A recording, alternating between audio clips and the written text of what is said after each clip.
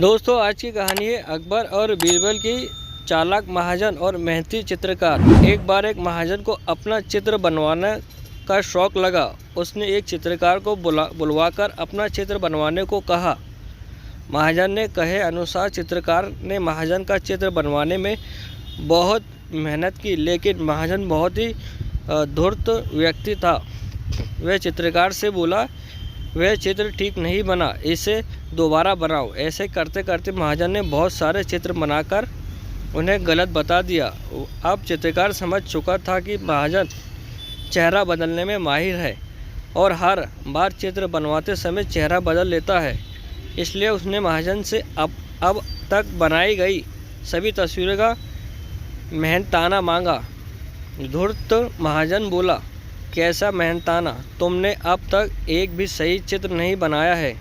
जब तुम सही चित्र बना दोगे तो तुम्हें तुम्हारा मेहनताना मिल जाएगा। महाजन की बात सुनकर चित्रकार निराश होकर अपने घर लौट गया और अपनी पत्नी को महाजन की इस करतूत के बारे में बताया।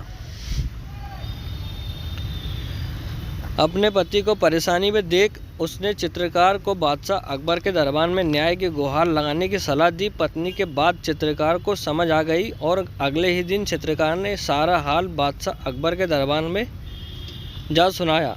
बादशाह ने चित्रकार से सारे चित्र मंगवाए और साथ ही महाजन को भी महल में बुलवाया। सभी चित्रों को ध्यान से देखने के बाद बादशाह अकबर ने महाजन से पूछा, इन सभी इस चित्रों में कुछ कमी है क्या? महाजन ने कहा, जी हुजूर, इनमें से कोई भी चित्र हूबहू मेरे चेहरे जैसा नहीं है। महाजन की बात सुनकर अकबर सोच में पड़ गए और बीरबल से मामला सुलझाने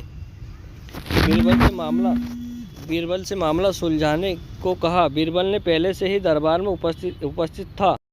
चेहरे बदलने में माहिर है, इसलिए चित्रकार को परेशान कर रहा है।